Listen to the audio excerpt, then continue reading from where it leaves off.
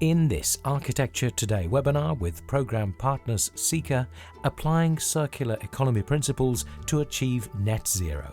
On our panel, David Cheshire from AECOM, Lucy Bagshaw of TP Bennett, Richard Aldred from Sika, Dominik Campanella of Concular, and Tom Webster from WebbYates.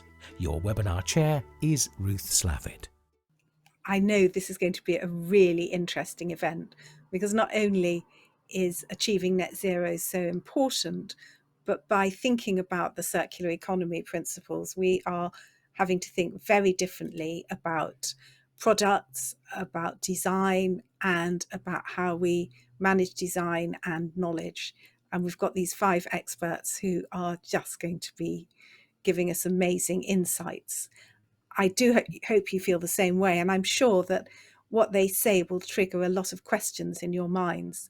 And fortunately, we have a really good opportunity at the end. We have a panel discussion, and that's the time when we can discuss your questions. So please, as they occur to you, do send them in on the question button, and we will discuss as many of them as we possibly can at the end. And that's enough for me. So I am now delighted to introduce our first speaker, who is David Cheshire, Director at AECOM. David. Today, I would like to talk a little bit about how we can apply the circular economy to buildings in the built environment. And to do that, I'll talk about the design principles and give you some examples of how that can all work. So firstly, just a brief sort of recap on what this whole circular economy is about. So we're in a linear economy at the moment where we're plundering the earth and drawing out and pulling out loads and loads of raw materials from all over the planet and destroying our planet in the process, ruining the ecosystems and adding and exacerbating climate change through all the impacts of mining, and never mind the social impacts as well and everything. And then at the other end of the scale, we are actually busy knocking down buildings at a phenomenal rate, where some buildings have been knocked down after only 30 years that they've been there, after all that sweat and toil and lost sleep and everything that we've put into it, and all those resources that we've gathered around the world to build those buildings. And actually, the problem we're having is that we're not keeping the value of those buildings and the resources in those buildings. And typically we say we're recycling, but actually what we're doing is downcycling. So for example, we are crushing, we're smashing down and crushing this concrete, structural concrete that it starts as. It will then become nothing more than road base or piling mats in its secondary use. So it's a downgrade of value, and the same goes for the metals and everything else. They quite often become secondary alloys rather than good raw materials again. So that's something that we're going, which is this linear economy where we're digging stuff out of the ground, we're using it for a while, and then we're chucking it away. And actually what we're learning is there is no way for anyone that's having a cup of tea or a drink right now. We're actually busy drinking microplastics, which are getting into our systems and becoming part of our bodies and contaminating everything. So we're on one planet here. So what can we do better? Well, the circular economy idea is this idea where we start to close some of those loops and get away from the need for raw materials and the need for generating all this waste. So for buildings, we're looking at basically retaining, refit and refurbishing our existing building stock. And this, I know, is very high on the agenda now, certainly in the UK and other parts of the world. But back when I was writing this book in 2014 and publishing in 2016, this was still quite radical, and lots of people were saying, this is not the right idea and all the rest. And then for those outer 3 layers, it's about the bits of the building. So can we reclaim, reuse components? Can we remanufacture products? And lastly, can we recycle or compost the materials in the building? So for the recycling would be for technical materials like metals and plastics. Composting would be for timber and fabrics and other biogenic materials. And then what we did is I built on the design principles on top of that, and I'll go through some of those in a second, so I won't dwell on those now. And then just round the outside, really, just picking up more the sort of philosophical ideas of the circular economy, this idea particularly that waste is a resource, which is really inspired by nature. And if you look at natural systems, you don't have there's no concept of waste. There's no such thing as waste. Anything that is a waste out of one system becomes a nutrient for another system.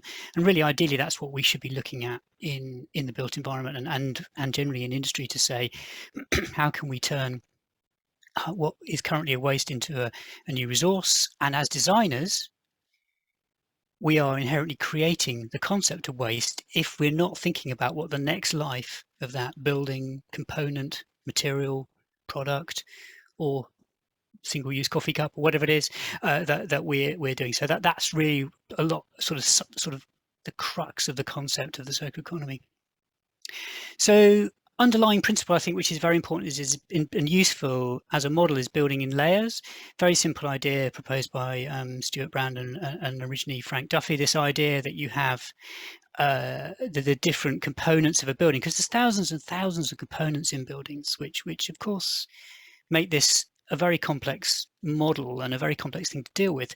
But the idea is that with the very different lifespans, particularly, is that if you look at the structure, might be around for 100 years, we apply one model to that. Whereas if you look at the interiors, where they might be refit and pulled out and stripped and reconfigured, you might be talking about, you know, a 2-year life if it's a retail unit, or a short lease on an office, or even residential, where we're tearing out bathrooms and kitchens at quite a rate. So we have to apply very different circular economy ideas to those. So the structure, we go long life, loose fit. So that adaptability idea, to be able to change and swap it out, the types of use in the building. But then in the interiors, it will be much more about, can we reconfigure those interior spaces and reclaim, but keep the value of all those components? And I'll talk about that in a second. The other part I think of this model, which is useful, is talking about keeping those layers separate and not interdependent. So can we get, for example, to the services which might have a 20-year life without smashing through the finishes, which might have, well, if it's ceramic tiles, might have a 2,000-year life or whatever. So thinking about how we can peel off those different layers without compromising the building.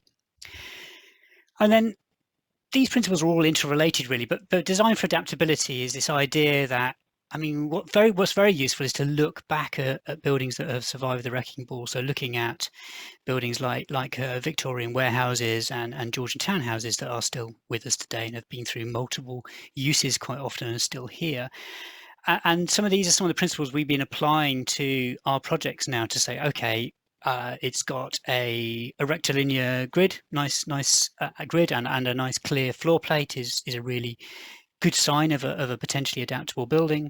Generous floor to ceiling heights, of course, which everyone talks about, but also generous cores, thinking about how we get the services off the core and the risers and into the space without clashing with structures which might be fine for the existing use, but for another use might have to change.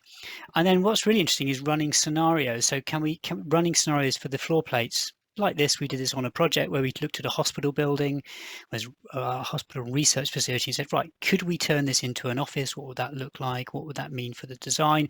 Could we turn it into a hotel? What would that mean? And I'm not saying that every residential building should be able to be converted into a hospital or a lab or something. That's clearly not going to work, and also would be very resource intensive and building too much redundancy. But I am saying that what we could look at is, are there similar uses or related uses that might have similar structural needs and those sorts of things? And then are there design tweaks that we could put in at those early stages to open up and enable adaptation of those buildings in the future? And then sort of the other side of the coin, really, to adaptability, the design for disassembly, very closely related. But this idea that, yes, we can look at a whole building and try and make that more simple to disassemble at end of life. And that's something that we're having that problem with, where we're smashing everything apart at the moment. But even when you go to the interiors, there's, you know, some products now like raised what they called tiles that you dry lay tiles, that's the one, that you can just lift up and put down again, and they laid onto a rubberized grid. And there's a system here developed by AHMM for the Google buildings, for Google offices, which you can unbolt and reconfigure a whole interior here. And I think really interesting ideas about, and this can be done by the facilities management team as well, so really interesting ideas about how we could be refiguring spaces and not creating loads of demand for raw materials every time we smash down an interior partition, and then creating loads of waste in the process. And then lastly, really, the main design principles, selecting the materials. There's loads of materials now out there in the market that are moving towards a more circular economy principle. Lots of different types of bricks. There's the K brick you may have heard about, which has is an unfired brick, which only uses 1/10 of the carbon emissions associated with new bricks being fired. And this one, I love. This is Biome have developed this insulation product, which is now going into ramping up towards sort of mass production. It's basically grown in the factory. So mycelium is the roots and the tendrils under the ground that are from fungus. And the bits that we don't see. The bit you see is the fruiting body, which is the mushroom. And they've grown that and they feed it on agricultural waste. And what's incredible about it is it's so many benefits. It's got good, if not better, thermal performance than PIR/PUR insulations. It is incredibly naturally self-extinguishing. So when it's being set on fire here, or tried to be set on fire with a blowtorch, it doesn't even catch fire in any way. It just chars. And there's a chalk ice on top of there. It's a good video actually. The chalk ice on top there, which isn't even melting when she's putting all this flame at it. And this is perfect. What we need post Grenfell is a way to deal with fire. And then, of course, what's incredible is it's a biogenic material. So it's actually, as it's growing, it is absorbing carbon dioxide. So then your building and the materials then become a carbon sink. So I think all these sort of ideas together start to show you that. And if we could do this with more products, how we could create a better system for the planet, where we're actually absorbing and storing carbon as well as resources in our buildings. And then I really like this example because I think it's a really good sort of descriptor for where we could be going. So these are raised access floor tiles. They are standard product, 600 by 600 mil, ripped out of buildings all the time. Like these were put on outside, unfortunately, which means they were rusting and decaying and warping. They are terrible when you try and put them into the shredder as well. So you have these metal shredders where you put them in to try and recycle the steel off the outside of them, but because they've got a composite timber interior, that clogs up the machine. So you can't actually really recycle them, and recyclers don't really like them. So what you can do instead, rather than just dumping them outside and letting them decay, is talk to someone like RMF. And I think RMF are the only company that are doing this in the UK at the moment. They've created a parallel business to their new products. And what they do is they take old raised floor tiles, they clean them all up because they're usually very sticky and grubby. They retest them. Like this has been edge testing that's been done on the right there, and then they re-warranty them, which is really critical because then you get they're comparable with new products, and you can demonstrate the warranties, and then they sell them back actually cheaper than the new product. So you get a cheaper product, it's all warranted, and of course it's got far lower carbon emissions because you're not taking raw materials, and of course you get rid of all the waste as well. So what's not to like? I think fantastic idea. And RMF basically acting as brokers, and I think that's what we need in the circular economy world, is more brokers, people who are able to give us those products that we can then use in the industry. And then just talking briefly about waste as a resource, I mean, that was a good example of it, where waste then becomes a valuable product again. But the overall concept of this, which I think is really nicely summarised by Danny here at University of Sheffield, saying that we've got this massive stock of materials and resources in our cities and towns, and it's a far higher density and intensity than it is if we go and mine it, where we pulling out tons and tons of rock and soil, and before we get to that little nugget of ore. It's all there, and actually what we need to do is think about the whole city and the whole town as a stock of materials, and then look back and develop technologies to be able to reclaim those, which will then of course radically reduce our dependence on raw materials and address all those issues we're having with supply chain shocks and geopolitical shocks. But also then in terms of the waste, we're not having to dump a load of waste onto outside of our towns and cities for someone else to try and deal with. And what, of course, we need to do that is we need to take things like this, which is where the University of Exeter have been looking at researching into, can they map all the bricks in Bradford, for example. I've done it for a couple of cities now. So that actually they're taking geospatial maps and everything and looking at the types and age of building stock, and then these different colours represent different ages of bricks and buildings, and then they're being able to work out how many there are of them. And this is the sort of digital technology we're going to need to say, okay, those yellow that yellow area there is going to be demolished in a couple of years. Great, we know that that's going to be available for us to use for another development that we're proposing. Is it laid on lime mortar and all that stuff? So can we get those bricks back? And then lastly, I just love this idea. This is a great one, new concrete from old. I managed to get over to Amsterdam just before lockdown in 2019 when I was researching this. And they've developed this technology, which is just taking concrete and crushing it from demolition sites. But what they're doing is they found a way to extract the unhydrated cement out of the concrete. I didn't even know there was unhydrated cement in concrete, but this is basically the cement that hasn't reacted with the water, and there's 30% of it or so that hasn't reacted, and they're able now to separate that out, and as combined with claiming the aggregates and claiming back sand-sized particles, you basically have the three ingredients you need to make new concrete. So they're even looking at also how they can unhydrate the cement that has reacted as well in there as a separate stream of work as well. So amazing. Imagine if we could roll this out across the world, that we've got all this concrete that's being crushed in various places in our towns and cities, and then we're building a whole load of new concrete using raw materials. Imagine if we could combine that and stop that happening. And it's not a big deal. This is relatively simple technology, but has been developed by Root Group over some years. So really, just to bring it all together, this is a fantastic project we did with a sale. It's a multidisciplinary project from AECOM side, with including cost as well as structures and MEP and sustainability. And we built in loads of these ideas because Meridian Water wanted to really push the boundaries of what was circular. And so we've got design for disassembly. So the whole structure of the building is designed with these joints that allows you to disassemble it, uses local construction initiative. We asked if there was any donor buildings we could look, and they said yes, there's these drum sheds on the site, other parts of the site which are going to be dismantled. So we're going to reclaim, the idea is to reclaim all the structural materials and even the facade and remanufacture that into something we can use again, all around a kit of parts. And we've even built in this idea that you can have intermediate floors which are timber currently, which you could take out if you wanted to move from a residential scheme to something else and have a double height space. So bringing all those ideas together, I think is fantastic.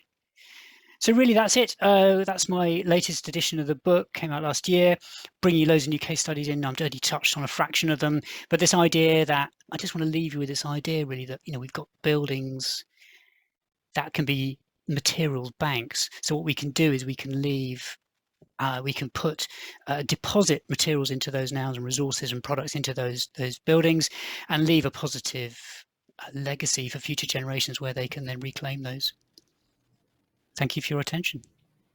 Thank you very much for making us look at our cities in a completely different way, and also for that mix of cutting edge technology and stuff which is almost more mundane, but I think equally important, talking about how we actually clean up panels to use them again. Lots to think about. Please do send your questions in for discussion at the end. And for our next speaker now, she is Lucy Bagshaw, who is an Associate Director at TP Bennett. Lucy. I thought to set the scene, I'd just quickly outline what we mean in architecture and design by cradle to cradle, and then go into how we can break down the project process to address circularity in design. At TP Bennett, we work across a broad variety of sectors in both architecture and interiors, but a large proportion of work is in commercial fit outs, where we see cradle to cradle design becoming more and more critical. I believe the average lifespan of a commercial fit out is now estimated to be around 7 years. So the demolition and reconstruction processes that one commercial building can repeatedly go through can have a huge impact on its carbon emissions. So if we break the cradle to cradle process into the 6 key life cycle stages, they look like this. Firstly, the upfront carbon that is emitted when products and materials are made and manufactured, from the extraction of raw materials through to and including the manufacturing process. Then the construction stage, the carbon emitted getting the materials to site, and from any construction work installing those materials. These are some of the biggest areas where we can have an impact. If the embodied carbon of materials we specify contribute to at least 40% of a building's total carbon footprint, then as designers and architects, this should be and is a key area of understanding and improvement. The next part, B1 to B5, the in-use stage, we still have an impact through as well, of course, looking at how the product is used, how it's maintained, cleaned, repaired, refurbished. And again, through our specification process, if we understand this in-use stage, then we can design for longevity, we can maximize the lifespan of the materials or products as best we can. It's a little bit of guesswork as we won't know for sure how the building users will maintain the building or maintain the products or its contents.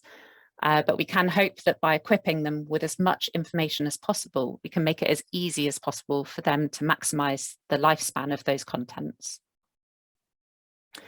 Operational carbon, B6 to B7, is less linked to the cradle-to-cradle cycle, but it's still key to how we design to achieve net zero and should be considered in the fittings we specify, the way we orientate our buildings, lay out our floor plates, and so on. But it's not something I'll cover off today. And then we have the end of life stage. The process up to this point is referred to cradle to grave, as many of you will know, and that basically covers the whole product's life cycle.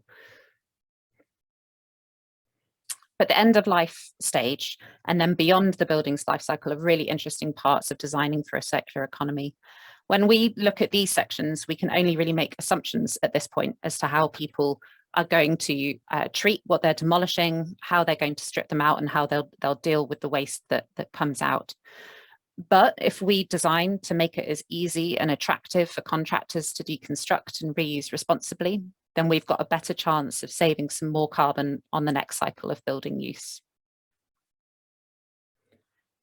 And once we've considered this reuse, recovery, or at the bare minimum recycling, we're looking at cradle to cradle. So that's that full cycle from the very beginning through to the very end.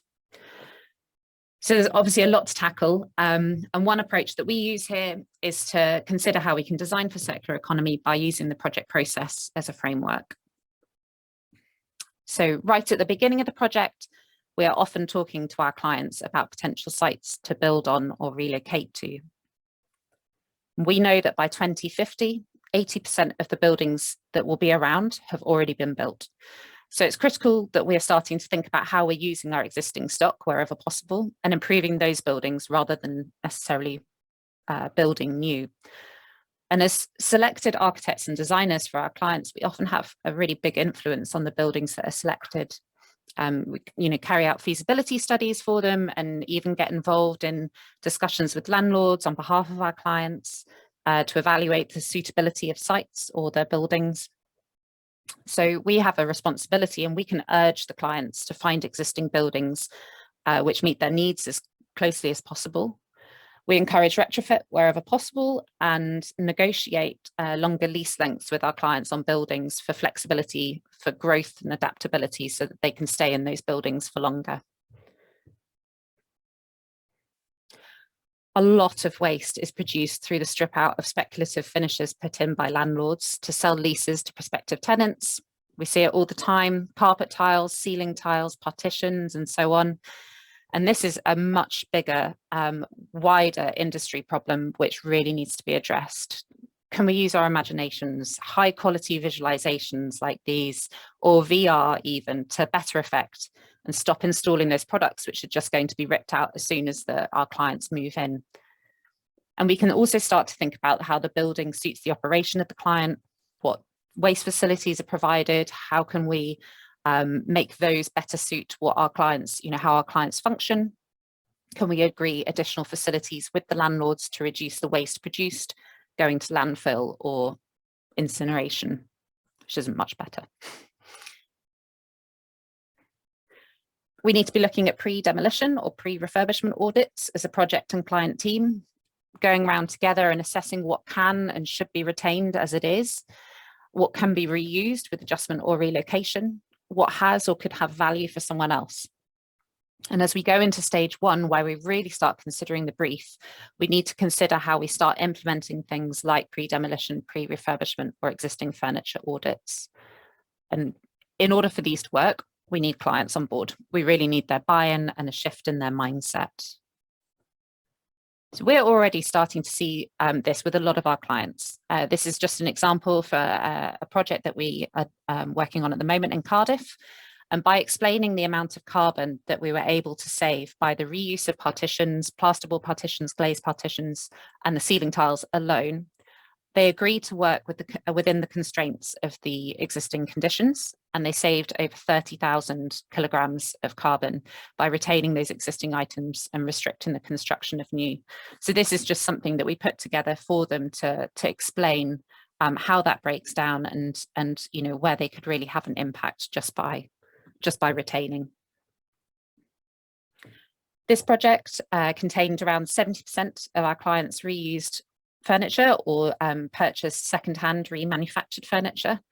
The project entailed the fit out of just one floor of a building, but 19.3 tonnes of carbon was saved through reusing furniture with around 7,500 kilograms, was saved from task chairs alone.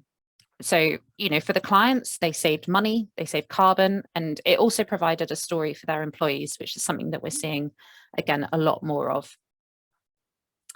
So if at stage one, we can set tough but achievable targets and get the buy-in from the whole project team and the business stakeholders, then I think we've got a fighting chance of reducing the impact of the project considerably as it moves through the rest of the project stages. So then as we start to move through feasibility studies and test fits in stage one or moving into stage two concept design, we can design for modularity through room sizes and locations, consolidating services, ductwork, pipe runs, which will reduce waste that is generated in the construction process. And we can also design for flexibility to prolong the lifespan of the fit out. This study was carried out for a client who knew they needed enclosed rooms for the way they work currently, but wanted to know how they could be adapted in the future to support a different way of working. More time needs to be given to materials research and testing of solutions as part of product selection. By analysing the carbon emission numbers from previous projects, we know which materials have the biggest impact and therefore where we can have make the biggest reductions, where we have the biggest opportunity to do so. But what is key is that whilst embodied and operational carbon are carefully studied and minimised wherever possible, that we don't lose sight of the bigger picture. As we looked at with the life cycle stages in the beginning, we need to be interrogating all aspects of a product, from where its raw materials are extracted, to how the product is transported and packaged, how the product has been designed to be repaired, to be disassembled, to be renewed, or disposed of responsibly. But as well as this, what impact is it having on the community? Is it made in fair conditions? Is it supporting local economies, or is it actually causing more harm? Even if it's the most environmentally friendly product, be that biodegradable, 100% recycled and recyclable, or made down the road from our project, if it's made using forced labour or in conditions which are harmful to manufacturers' health, then we shouldn't be specifying it. So we have a rigorous in-house process here, which ensures that we understand every aspect of a product that we specify, looking across these 7 categories. So we'll interrogate every product that we specify by these, and we'll make a holistic decision at the end of that. So these photos are from one project where we used that process to great effect. What was key to achieving a good result with this project was engaging with our suppliers to understand how the products perform and where we could make improvements. And suppliers we engaged with changed the way they package their joinery, moving from plastic corners to wooden offcuts. One manufacturer's installed renewable energy sources on the roofs of their facilities, drastically cutting their own carbon footprint. And lots of others are making incremental changes to reduce their consumption, to increase their efficiency and improve the sustainability credentials of their product. The design incorporated many of the principles we look to in designing for circularity, keeping materials simple, using furniture solutions where possible to create zones rather than relying on built spaces. And we held several workshops with the facilities management teams to ensure that what we were designing worked for them, and to communicate the circular principles embedded so that they could maintain, clean, repair and replace in line with these. But what we have learned from projects like this is that we need all of our suppliers to come on the journey with us. Recycled content isn't enough. With innovation has come complexity, and products are harder to break down into their constituent parts. The future demands that products need to be redesigned now so that parts are easily replaceable, easily updated, and kept relevant for trends, needs, and further innovation. So then moving into stage 4, what we found is critical is making our tender specifications really robust. Specific products and materials specified during REBA stages 2 to 3 or equivalent are often not the same as those which are finally purchased and installed, which could be down to value engineering, general price shifts, which we're seeing a lot of at the moment, availability issues as well, or just a change in technical understanding, which all can potentially result in a chosen sustainable product becoming unfavourable and switched out during that process. So making those tender specifications robust is a vital factor in ensuring that the product's sustainability credentials are not lost during those processes. And in the same way that the industry is used to installing non-negotiable requirements, fire ratings, slip performance, durability, within tender specifications, we need to be ensuring that product environmental performance is also maintained. Designing for demountability, just as we look to products we specify to be demountable, we should also be designing joinery or any bespoke items to also be demountable at the end of life. We want to be designing for that section D of thinking beyond the building's life cycle and considering circularity whilst we're designing and constructing the buildings we're working on. And materials passport, we're still learning about them, but materials passport and asset tagging in BIM is something we're being asked about more and more, and something we're starting to look into with a lot of our clients. And again, this is where communication with the FM team comes in to understand how best we can record that information for them. If it's through demountability drawings, where are we storing the information through material passports? How are we using BIM to record information for them and take back schemes? Things like that. We need that communication loop to strengthen. So during stage 5, the construction process, the main 2 areas we believe support the cradle-to-cradle approach are data collection and waste management. The construction process needs to follow waste hierarchy principles, as you can see in the diagram on the right, with waste reduced through material segregation, utilisation of take-back schemes, agreements with suppliers for take-back of over-ordered materials, reallocation of reusable site materials to another project, so could be the site office or hoarding, anything like that. And then also appropriate phasing deliveries to avoid temporary use of materials.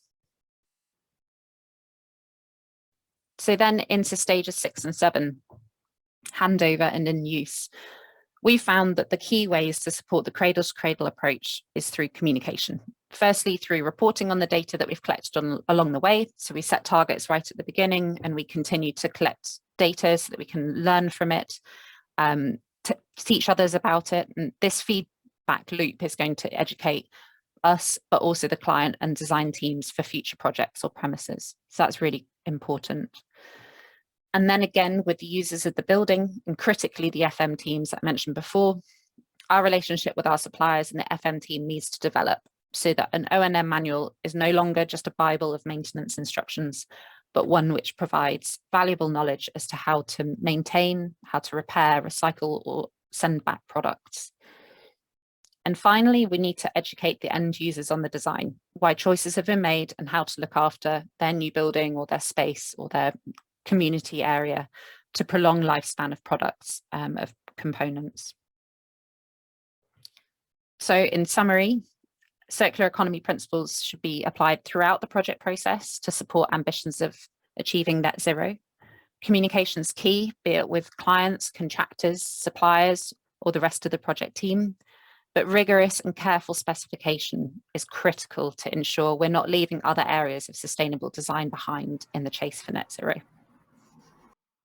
That was really eye-opening, particularly to be shocked by just how short the cycle is of replacement in fit-outs. And of course, the fact that it does give one hope as well, because people actually can envisage what will be happening in 7 to 10 years' time.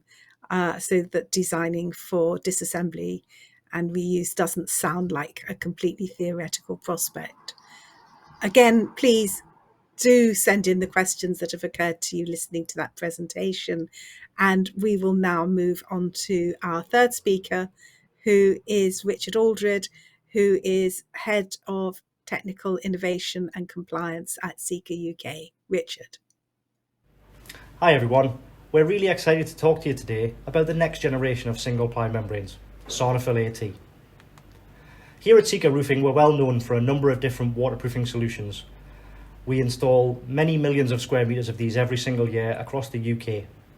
We're best known for our liquid applied membranes, single-ply membranes, hot melt structural waterproofing, and our reinforced bituminous membranes. But we're here today to talk about single-ply. We're best known for our brand Sarnafil. This year, Sarnafil celebrates 60 years of roofing excellence.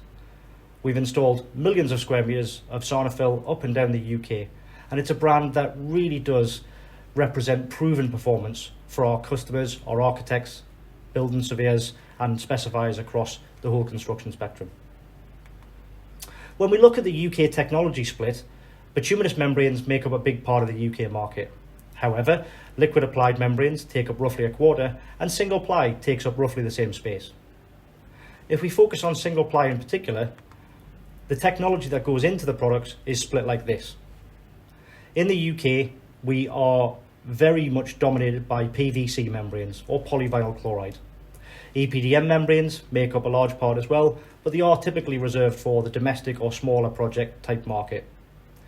There is also a small segment there of FPO membranes, flexible polyolefins, which are more common in mainland Europe, although FPO membranes are regarded as a more sustainable type of single ply. So as I say, Sika manufacture a huge number of membranes for roofing, but we do manufacture both of these products, PVC, polyvinyl chloride and FPO membranes. They come in a variety of thicknesses and colours and can be used in a huge number of applications. However, we're here today to talk about Sarnafil advanced technology. Put simply, we've invented a new type of single ply that is much better for the environment.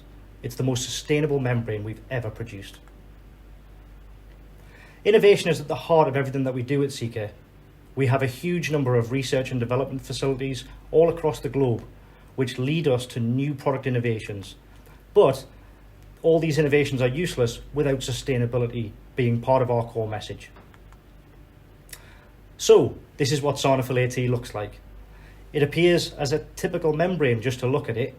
It comes in a number of different thicknesses, 1.5mm, which is standard for the UK single ply market, but also a 2.5mm, which is the thickest membrane we've ever produced and really is a robust membrane. We also have innovation within innovation with Sarnafil AT. It would have been easy to stop at just providing a new membrane for the flat area of the roof, but we also realised that we had to deal with upstands, complicated details and changes in level. And this is where Sarnafil AT FSAP comes in. It's the same membrane on the flat that we use on the flat area with the same sustainability credentials, but in a self-adhesive form. This means that our installers can deal with upstands and changes in level in a really quick way. Most importantly though, the core message of Sarnafil AT is sustainability. So we're really pleased to say that this product is installed just purely by self-adhesive. There's no requirement for solvents or adhesives to be used on the roof. There are a number of advantages to Sarnafil AT, both to contractors, specifiers and end users. When we say sustainable, this means that it contains no oils, plasticizers, chlorines, heavy metals, which means that it's ideal for today's fast-paced construction industry, especially when we're talking about sustainability. It's incredibly flexible, which means that even in the coldest weather, it can be detailed around complicated junctions with ease. And as I said, it's been tested by us, for us, in our own facilities, so we know that it'll last the distance. Additionally, it also has an incredible amount of strength to it, especially when it comes to impact testing, which we'll talk about again in a moment. It's much faster to detail these upstands and changes in level and parapets, which reduces the amount of time needed to spend on site, whilst at the same time providing surety that the upstand is going to perform. And Sarnafil AT is welded in the same way that all other single plies are welded, using hot air, which means that it's incredibly safe and quick on site. I mentioned impact testing.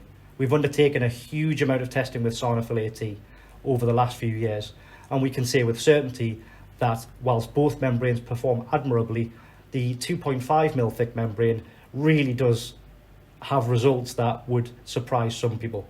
In fact, the 2.5mm membrane is tougher when it comes to indentation than a 2-layer bituminous system, something we're incredibly proud of. Third-party accreditation is hugely important to us at Sika. We want to know that third-party independent organisations have tested our products so that we can say to our customers with certainty how they're going to perform. Which means that we're incredibly proud to be able to say that Sarnafil AT has achieved the silver standard when it comes to cradle-to-cradle. It's the only single-ply membrane in the UK to have achieved this level of certification. What we particularly like about cradle-to-cradle is that it looks at products across the whole spectrum and doesn't just focus on recyclability. For us, we have an opportunity here to really look at some of the peripheral benefits of a product, specifically areas like renewable energy when it comes to manufacturing, social fairness, and also water stewardship, a hugely important resource. At Sika, we're really well known for our huge amount of technical support that's on offer to our customers. We're really happy to say that Sarnafil Advanced Technology is already available on NBS Source and NBS Chorus, freely available for download. Over and above the cradle-to-cradle certification, we've also included Sarnafil Advanced Technology into our BBA certificates as well. The durability of Sarnafil AT is 35 years. We know that number is going to increase over the next few years, which means that we really hope that the nudges that we put to the industry will lead that shift from PVC, polyvinyl chloride membranes, across to something more sustainable like Sarnafil Advanced Technology. And of course, we've tested these products for fire. We've used the XAP method, which means that we have extended application across both Sarnafil single-ply membranes across a variety of different types of insulation over a variety of different decks. Guarantees are hugely important to our customers, especially when it comes to flat roofing. So the thicker the membrane, typically the longer it's going to last. So the 1.5mm membrane comes with a 15-year guarantee as standard, and the 2.5 comes with 25 years, something that we're very proud of. The level of cover in the guarantee is enhanced. We take on all of the risk when it comes to the materials, of course, but also the workmanship of the person installing the products. There's a lot more information available online on our website, and the QR code is on the page now. We have the datasheets, standard details, certification, all available for free download, so please head over and have a look. A final note from me. For us, this represents a real opportunity to shift attitudes when it comes to single ply. Instead of just relying on the same products that we have done for years, Sarnafil Advanced Technology represents an opportunity for us to specify in a more socially conscious way and a better way for the environment. It's not going to be a quick fix, and we still supply a vast number of membranes to the UK market. But for us, we see Sarnafil Advanced Technology with its cradle-to-cradle certification as a massive leap forward when it comes to single-ply membranes for the UK. Thank you. It's really important that manufacturers play a part and a vital part in what's happening. So it's great to hear what's happening just with one product from Sika, and let's hope that will inspire other manufacturers to look at things in a similar way. We're now moving on to our fourth speaker, who is Dominique Campanella, who is co-founder of Concular. Thank you a lot for the introduction. As already said, I am Dominik. I'm one of the co-founders of Concular, and what I want to do today is to talk with you a bit more about circular economy in the construction sector.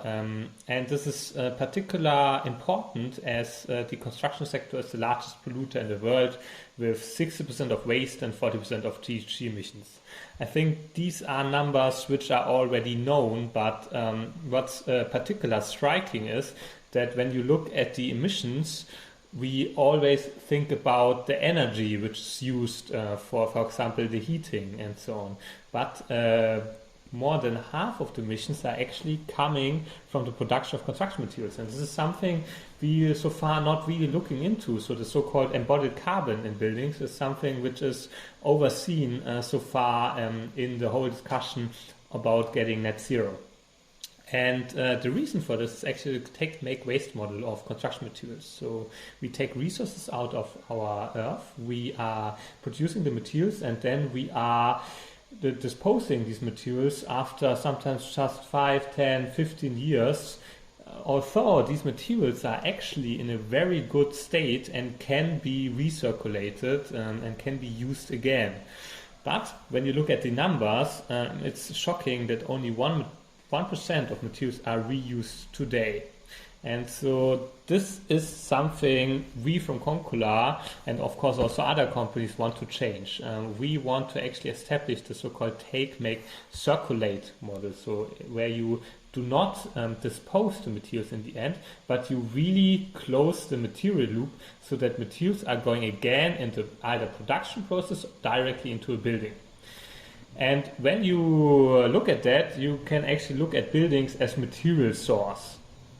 And there's also different steps of doing that, or different levels actually. And so the highest level where you can also save the highest CO2 amount is actually the reuse of materials. So you maybe just have to refurbish the materials and then you can just put it in. Let's say, for example, a partition wall. You could just put it out and could put it somewhere else, or furniture or lighting and so on. Then the next step is reprocessing or repair, where you maybe just change some parts of it. That can be, for example, the case for raised floors, where just some parts getting replaced or repaired and then reintroduced. And actually the last level, but which is right now mostly discussed, although we should try to go even higher, is recycling, where you then try to use the material to produce something new. That can be the example for gypsum boards, where it's difficult to directly reuse gypsum boards, but it's possible to recycle. And we from Concular, we actually created in Germany a platform where actually you can really circulate these materials. So we call it the digital platform or ecosystem for circular construction, where you can digitize materials in new and existing buildings, so so-called material passports. Then you can match the demand and supply of these materials. So materials which are getting deconstructed are matched with the materials for new buildings, but you can also analyze how much CO2 can you actually save by circulating materials or by even sourcing reclaimed construction materials. And of course, how much is also your building valued when you now look at your building as a material bank. So when you look at the building in a way that the building, when it's at the end of the deconstruction phase, that you can really make money by circulating these materials. And so there's actually two ways, right? Either you can do circular economy in the planning and construction phase, or in the deconstruction phase. In the planning phase, it's very important to have material requirements, and it's also important to have maybe different scenarios. So meaning, like, depending on what kind of materials you use, how will be the LCA performance of your building? So, for example, should you use materials such as windows which are a bit older and then have less energy efficiency, but of course save then also the resources? So this is possible to calculate, for example, on our software. So based on a BIM model which you upload, you can then automatically match the materials which then improve the LCA performance of your building. And this is actually what we've done with several projects. One project is actually our office, which is called Circular House, which was built by Transform, and the interior was made by LXSY Architects. And this building is 80% from reclaimed construction materials, which is really interesting. So you have a lot of different materials, such as reclaimed wood, and so on, or these steel cases which are have now another functions, or where the cables go through and so on, or the lightning. And of course, not all the materials were sourced from us, but some of the materials were sourced also using the Concular software. And this is a very good example of how circular construction can look like. Another example is the architecture office Urselmann Interior in Düsseldorf, which are creating circular offices. So all the interior in offices is actually made from reclaimed construction materials. They source a lot of the materials from Concular, but all over actually Germany. They source the materials, and a huge amount of this office is actually reclaimed materials. And another example, not from Concular, but from some partners of us, Circular. It's a Swiss architecture office.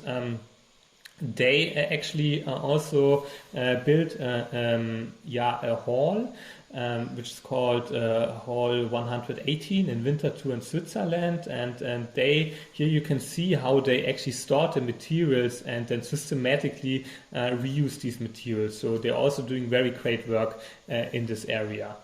And as said, this is the way of sourcing materials, also with Concular in general. But what you also have to do is you have to give materials an identity, because materials can be only circulated again if you know what materials are in a building. And so it's very important to work with so-called material passports. And on platforms such as Concular, you have the possibility to upload a BIM file or do a BIM file mostly for new buildings, or if it's in existing buildings, you can use a digitization software where you can upload basically the whole materials on our platform from an existing or a new building, and then it will be saved for like 30-40 years or longer on the platform. And if then a deconstruction is happening, you are able to really easily circulate these materials back to save materials. And this is of course only possible if you also look at, or if you look at different things when you build a new building and when you add these materials. So very important is actually that you use reversible connections, because only then it's really easy to reuse and refurbish. So gluing things is something which is of course a big challenge. And also another way to do that is in terms of cradle to cradle, to have separable, to have one material which can be separated in all the different types of materials. And if that is possible, then of course you can recycle also these materials. So giving you the example of a gypsum board, only if the gypsum board can be completely separated by the different types it's on, you can really recycle gypsum board, for example. And as already said, the deconstruction is then possible when you digitize materials and have material passports of your building.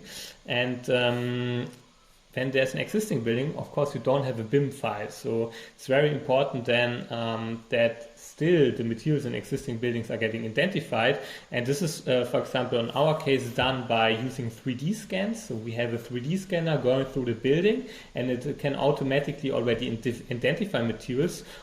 But some part of it, of course, cannot be automated identified, and then we have external teams which are going to the building and then also putting all these materials into material passports on the software. Here you can actually see how such a 3D scan also looks like. It's actually going through each room for a couple of minutes, and then we have a software behind which is using computer vision algorithms and which can then automatically identify, for example, this is a door, what kind of door is this? Is this a fire resistance door? Is this a normal door? And so on. And then it can create from that also kind of BIM model, of course not in the same level of depth, but especially the material passports can then be created.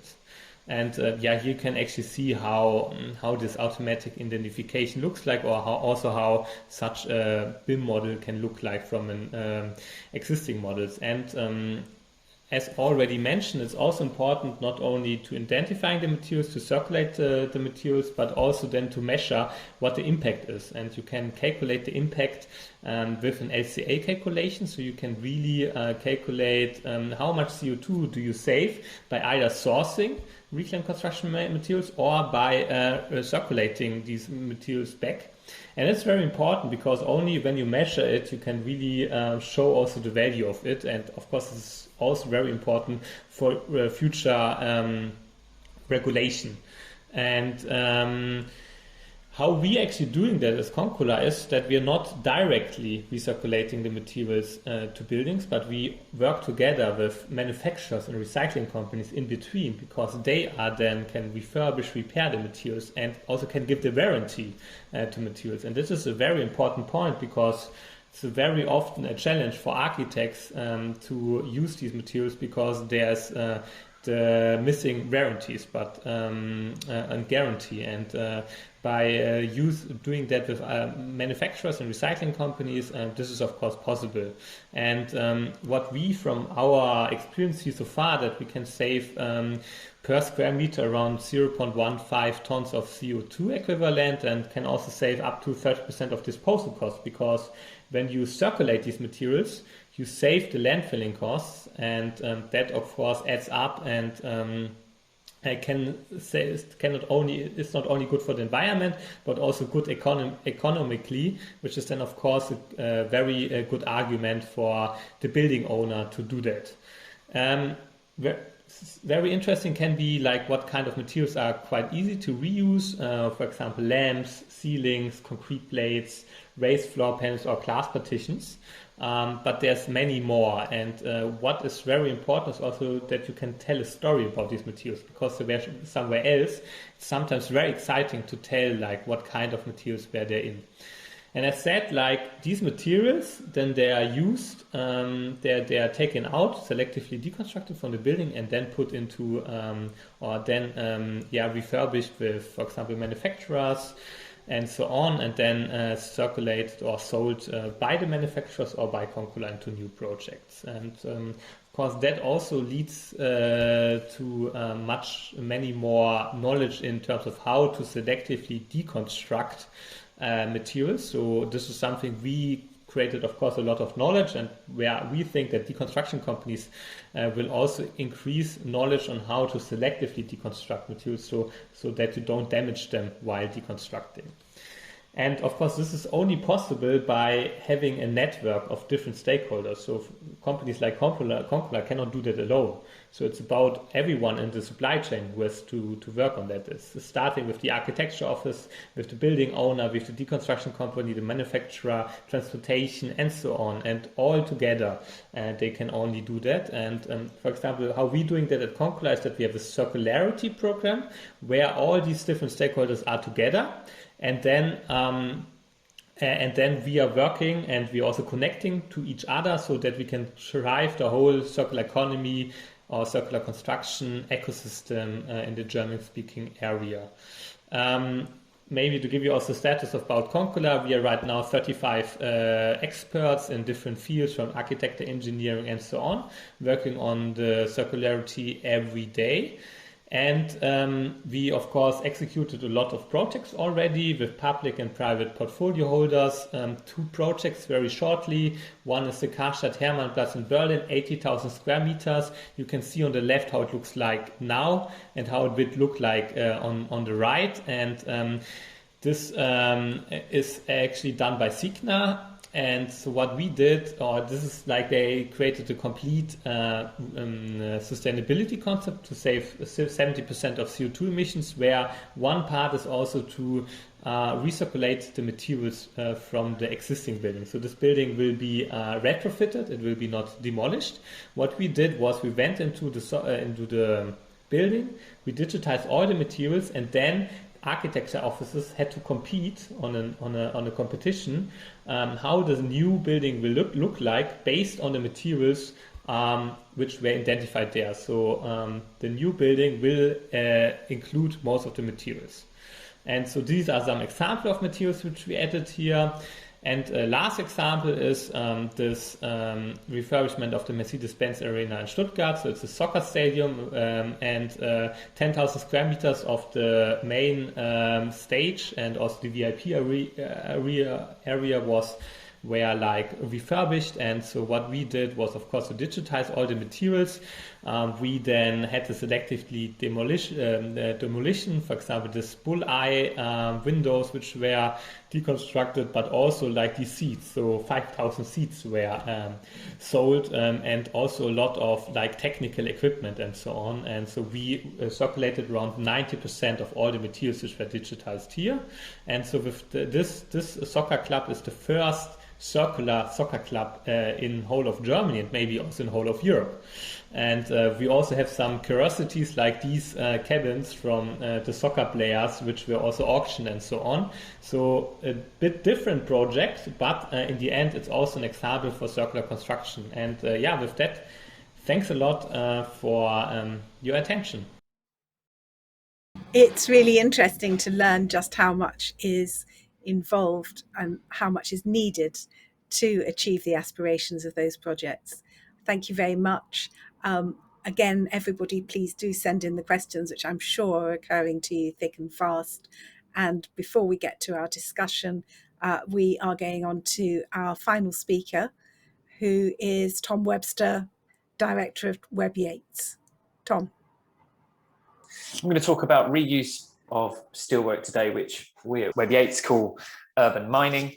And we've been writing a lot in the sort of media and on our website about urban mining and the benefits of that. So we're predominantly a civil and structural engineering company, and obviously of late embodied carbon of the structure has become really come to the fore in terms of the sustainability of buildings.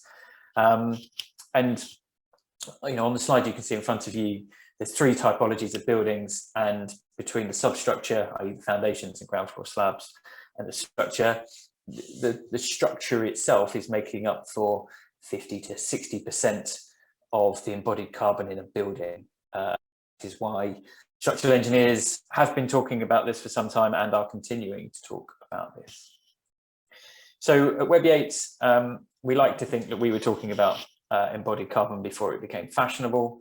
And on screen, you'll be able to see some of our measurement tools. So we measure every single one of our projects for the embodied carbon within those. And the colours all denote different materials. So green is timber, and yellow is steelwork, and a kind of peachy pink is concrete. Now, I want to draw your attention to a couple of items on here. Now, the blue line I've put on there is 500 kilograms of carbon per metre squared, which is the kind of 2030 target for commercial buildings or other buildings other than residential. And, you know, there are 4 projects there I've highlighted, which all have a lot of steelwork in them. And it just shows how much higher steelwork pushes your embodied carbon measurement up when compared to concrete and also timber and stone, which is another material we're well used to designing with. So why is this important? Well, the process of steel, and I think there's a lot of information about steel in the construction market, and I think steel is publicized as a sustainable material, and it is and it isn't. And I think it very much depends on what you're looking at, what measurements you're using for your sustainability measure. If you are looking at carbon, which is something that WebbYates and myself we're particularly interested in, then steel is not a good performer. And on the slide in front of you, there are 6 different materials or structural typologies to hold up a car, which is on a beam, which is effectively 2 meters long. And I've highlighted the steel section in here, and the carbon in the steel beam is much higher than any other of the materials, even though the amount of material that's used in that steel is really quite minimal. So as a drawing of comparison, we've got a 2.1 millimeter thick piece of steelwork, but it's generating 22 kilograms of carbon in there. So again, steel is not a good performer when it comes to carbon. However, steel is very good in the circular economy process. And this is where we have to be very, very clear as to what our objectives with our materials are. And I'm sure everybody knows a lot about circular economy and understands it. And we've kind of visualized circular economy for our design as putting materials at the center of the design process. So at the top, we've got a very traditional route of how you might design, i.e. site, brief, concept, design, materials, build it, use it, demolish it, waste. Whereas circular economy, we're really saying, well, what materials do we have and which materials are right for the project? And what's the interaction between the materials and the various parts of that design process? So why is steel good at a circular economy material? Well, it is good because it is 100% recyclable. And that's, everybody says, well, that's great. So steel is sustainable because it's 100% recyclable, and it is recyclable without any diminishment in its properties. If you compare that to concrete, when you recycle concrete, and I know there are some people who are infinitely smarter than I am at universities who are developing methods of reclaiming concrete and reusing it within future concretes. At the moment, the kind of traditional route is you demolish your concrete frame, and that concrete frame becomes a subbase for a road, or it becomes a subbase for a building, and therefore is kind of downwards recyclable. But steel was sideways recyclable. What a lot of people don't tell you is sideways recycling doesn't necessarily save you any carbon. So a traditional virgin steel is made in a blast furnace, and depending on which measurement you're using and which data source, typically per ton of steel manufactured, you are creating 2,700 kilograms of CO2. If you then create steel from recycled content, and this is used as an arc furnace, then the carbon that you produce is around 800 kilograms of CO2 per ton. So there's a significant reduction in the amount of carbon you produce when you recycle steel. Part of that is because you can use an arc furnace, which can be predominantly fueled by electricity, but also because you're not going through that raw process of forming virgin steel from coke and iron. However, that does mean that as you move forward with your design, and once you've used a piece of virgin steel and then you start using recycled steel, every time you recycle a piece of steel, you are increasing the carbon that is produced per event. So whilst it is sustainable in that you can reuse that steel, and it is good as a part of the circular economy process, you aren't necessarily saving carbon. And I think these are very important messages to kind of understand. Now, not all is lost. You know, we know that there is huge investment going into steel production to decarbonize steelwork and the formation of steelwork, and a lot of that relies on decarbonation of the electrical grid. But that's the estimate we're seeing from the large manufacturers is 2050. So we've got 26, 27 years of trying to do better before the manufacturing process catches up with what we're all trying to achieve. So the one good thing about steel and the construction industry is that we are very good at actually recycling the steel or capturing the steel through the demolition process. And according to Steel Construction Institute, in 2019, 700,000 kilos kilotons of scrap were recycled. And that's globally, and that's a huge amount. But it does mean that we've created 560 million tons of CO2 from recycling steel alone. So let's talk about reuse of steelwork. So why is reuse of steelwork important? Well, firstly, reuse of steelwork almost produces zero carbon emissions. So, and we're going to talk about this in a bit more detail as we go through the slides. Everybody's initial objective, in my opinion, should be to basically reuse steelwork in situ. This is one of the WebbYates projects. And originally the client wanted to pull out all the steelwork, replace the roof, replace all the floors. And we said, well, why? Let's keep it all, celebrate that it's an old structure, celebrate that this steelwork is good for going forward. Some areas needed a bit of repair, some areas needed a little bit of strengthening. But actually, it's a very successful building. We saved the client quite significant amounts of money. And there is steelwork from 4 different iterations of development on this building over about a 100-year period, and a 150-year period. And so initially we should be looking to reuse steel in situ don't even worry about taking it out. Next, we're going to talk about urban mining, and I think this is really where the big interest for me lies, and big interest for a lot of the industry lies. So what's the theory? So the theory is we demolish buildings. There are buildings being demolished all the time. We reclaim as many of the materials from that building as possible. It is fairly straightforward to reclaim materials from a steel building, especially if the steel can be unbolted. So the process as we see it is you demolish a building, you take the elements away from site, you might build a new building on that plot, which you might reuse the existing foundations, and then you might build a bigger building, because if you use a lighter weight material which is more sustainable, such as timber and stone, maybe timber and concrete, then you might be able to build a bigger building in the place of the previous building. But we can take that steelwork and we can test that steelwork and we can assess it for its suitability for reuse. We can get that steelwork certified. We can take that to a steel mill or fabricators to blast clean the steelwork, retreat it, recoat it in terms of protective paintwork, and then we can store that steelwork ready for reuse and catalogue it, which is really important.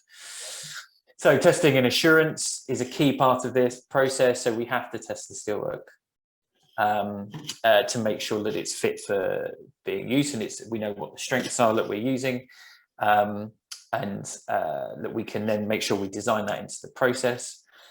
There are some real key routes to market, and there's a couple of interesting ones. So at the moment, there is obviously the broad gate steel frame new story lift there, where developer fabrics have bought a steel frame that's being demolished, so they bought that direct from the owner of that building.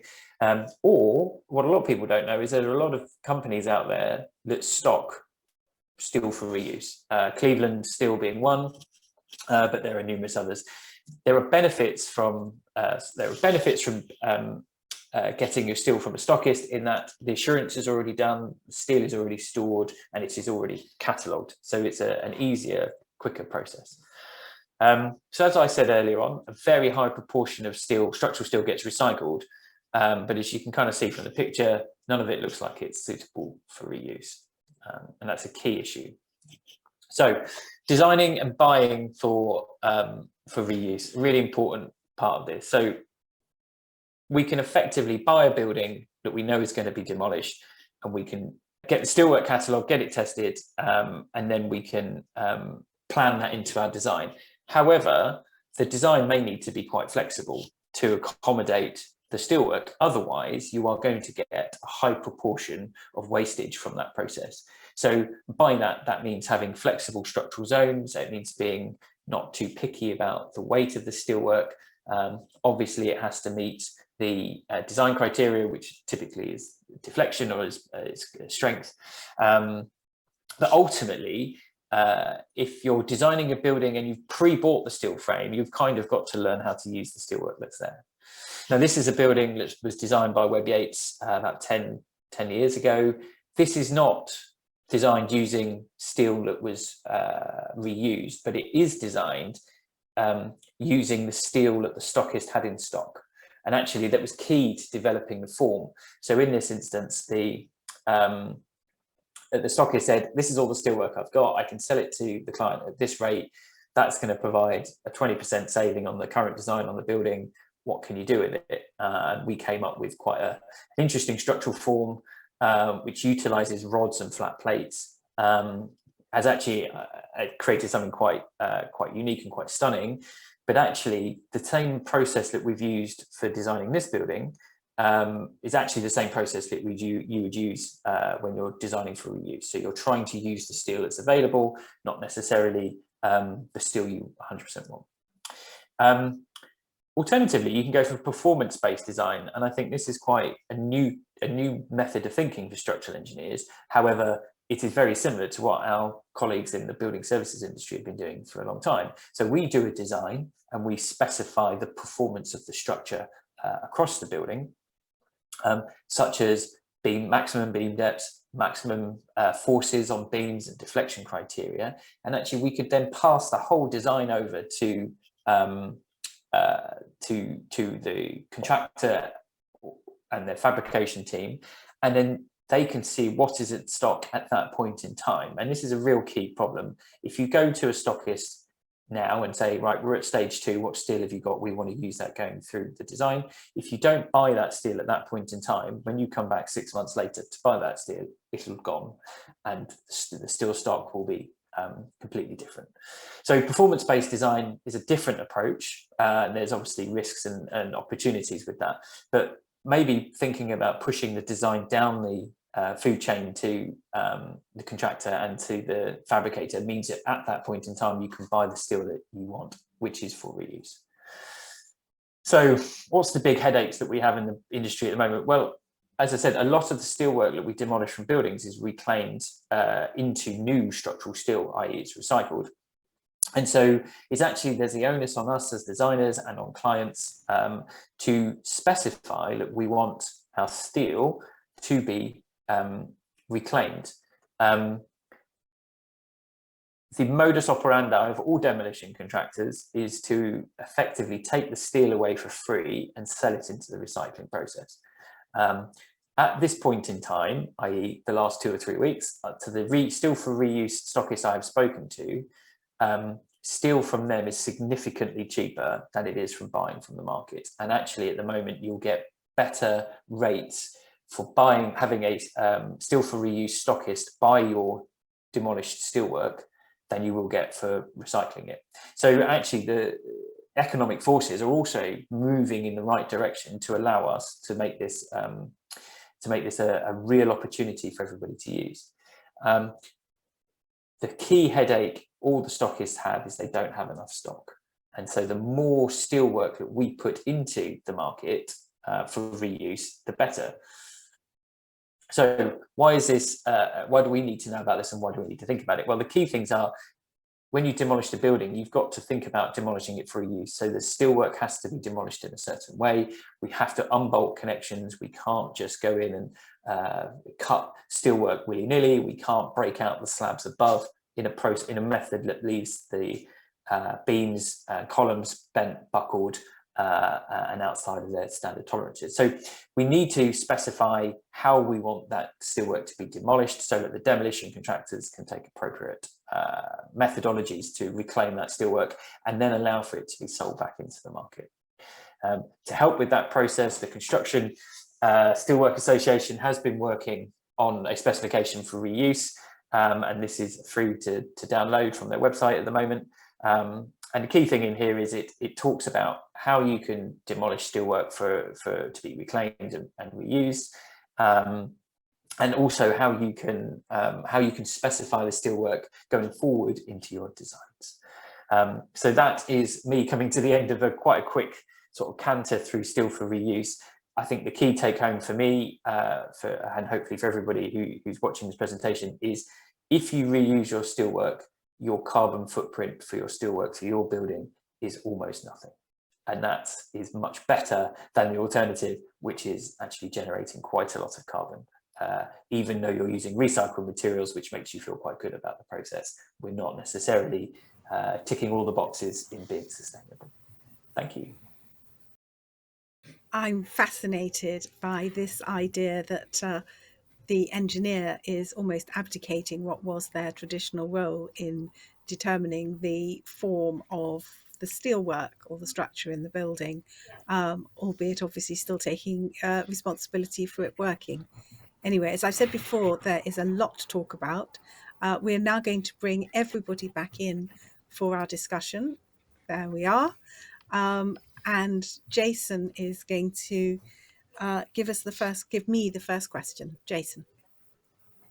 Hi there, Ruth, and hi. Thank you very much, everyone, for those lovely presentations, and thank you to those who have all sent in questions. There's a lot to get through, so apologies if we don't get to them.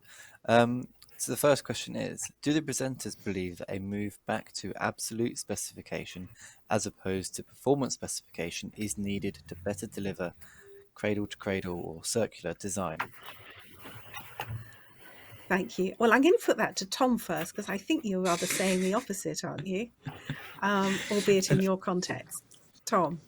I think it really depends, and I think the principles that everybody has outlined today, there just aren't enough materials in the market. available at any one point in time. And so unless clients are willing to buy the steel up front, buy the materials up front or at an early stage in the design, at no point can we guarantee that those materials are available. Now, that's the situation now. In 5 or 10 years' time, the situation will hopefully be very different as people take on board the processes that are being discussed about reclaiming materials, looking at our cities as material banks rather than just places to live and places to demolish.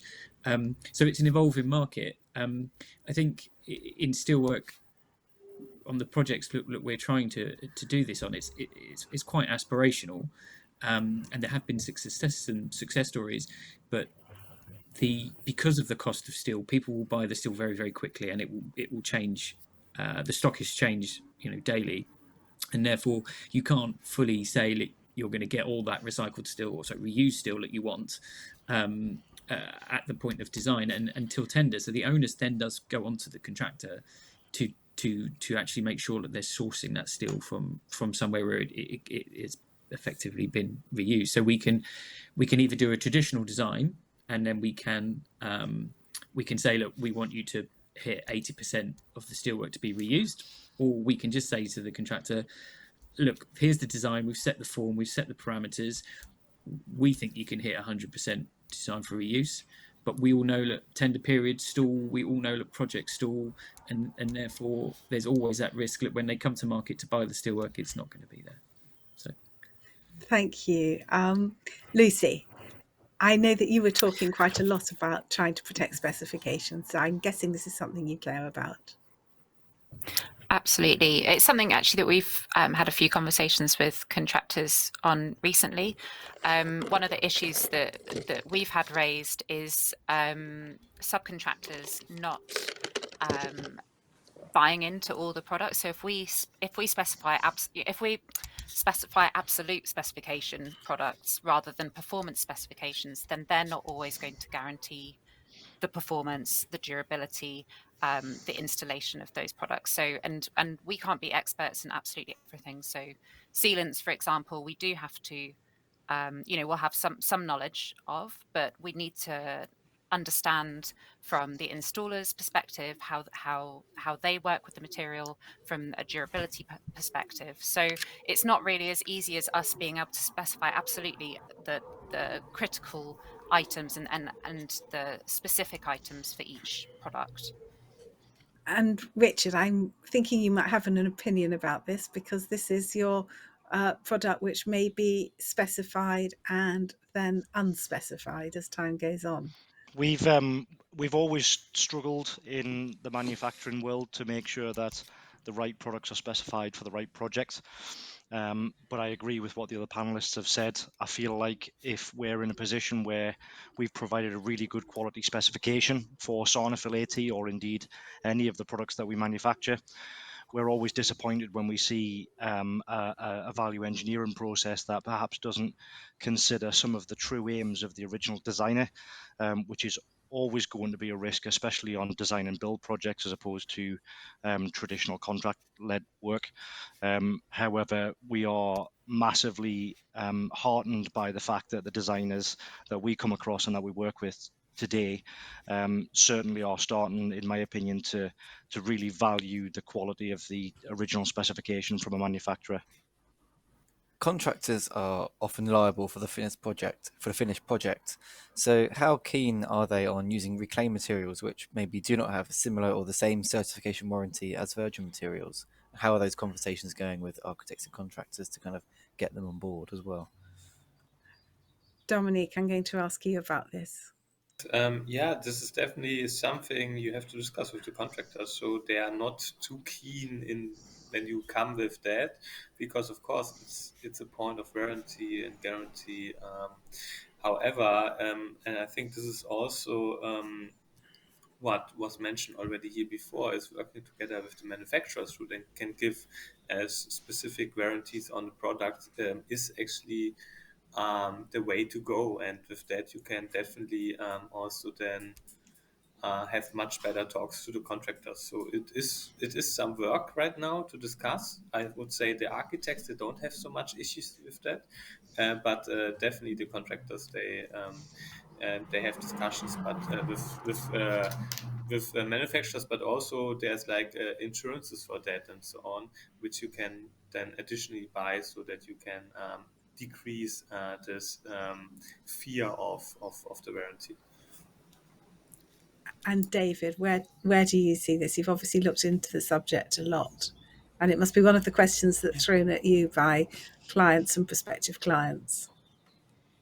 Yeah, definitely. I agree what people have said. I think it does relate to the first question as well, because I think this is about getting product reclaimed and reused stuff up to the same level as new, if not better, in terms of we've got to get manufacturers to give the warranties for reclaimed, or we've got to find ways to get those warranties and things agreed so that everyone's happy with be it reclaimed steel or whatever it is. And I think the other point, back to the idea of like when are we procuring stuff, and is it absolute specifications or not? I think what we've got to do is more radical, is actually get that engagement with the supply chain right at the start of the project. And I know that's just not what we do in the UK, but I think we've got to change that and start engaging really, really early with manufacturers, with the contractors and with everyone else. And there's a really good case study, Delta Developments in Park 22, Park 2020 in Amsterdam, where they actually engaged with the contractor from the start. They wanted complete visibility of the supply chain, and they vetted everything right from the very beginning of the project. Completely radical approach. But I think that's where we've got to go. Kind of when pursuing future uses of internally or externally for the building, how is that kind of conversation going with the client? How is building in such redundancy financially viable to them? Lucy, do you want to talk about how you make things financially viable to clients? I think clients' mindsets are changing slowly. I think they have had to have a rethink following COVID about how they're using their spaces, how they need to make their spaces firstly more attractive to people coming in, but also to make them more efficient. I think rising bills, rising costs are impacting large businesses just as much as small businesses in some cases. So I think they're looking to us as a design team to offer solutions and ideas for how we can help bring their costs down, make them more efficient, and put their money where value is higher. So I think we're at the start of it, but I think mindsets are shifting. And Tom, you're asking clients to go on quite a scary journey, aren't you? Because they think, yes, here's the building. How will we hold it up? Well, the structural engineer will design something, and all this nice new shiny steel will come in, and look, it looks absolutely great on the drawings. And you are asking for quite a leap of faith, I think. I don't know, actually, because a lot of, I think and maybe this is a bit London centric, but if you look around London at the moment, nearly every other building that's being worked on is a building that's existing and being extended or adapted or changed in some way. And people aren't necessarily worrying that their existing buildings are suitable going forward. And therefore, for me, the leap of faith isn't, well, look, we're going to use a bit of steel that has been used in another building, because there's absolutely no reason why that wouldn't be suitable going forward, based on the fact that they want to reuse their existing buildings. And so it is a journey, and I think that the bit that scares everybody is more about, well, how can we guarantee that the materials we want to use, because actually a lot of clients do want to do the right thing. They're scared about, well, when we get to tender, are we going to see costs soar because we're asking for something that maybe there isn't a lot of in the market, and supply and demand seems to push everything. Can they actually realise their ambitions? And it's something that we can't actually guarantee it at any point in the design process. But I think on the wider point of value for our clients, and just to pick up on what Lucy was saying, that the way we measure value is very skewed in the construction industry. It's cost versus square footage. And I think it's France that have now just put a process in place for all their electrical goods where they're supposed to also give a score for their building for their product for recyclability. And so actually we need to just maybe relook at ourselves and look at our industry and say, actually, are we really putting value on the right things? Is square footage and overall value of a building just in its monetary ability for you to get renting off, or actually is it in the recyclability? Is it in the cost of those materials to be pushed back into a market later on?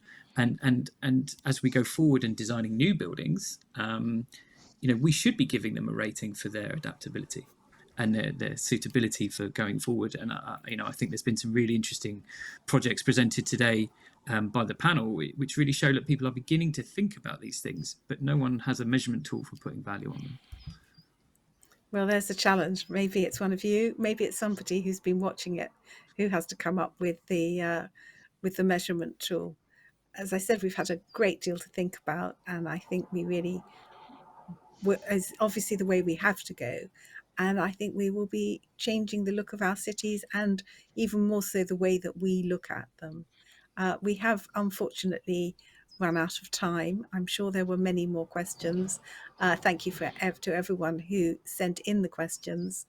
Thank you, all of you, for watching, and thanks to all our speakers who were fantastic, and to our programme partner, Sika. Hope to see you all again soon.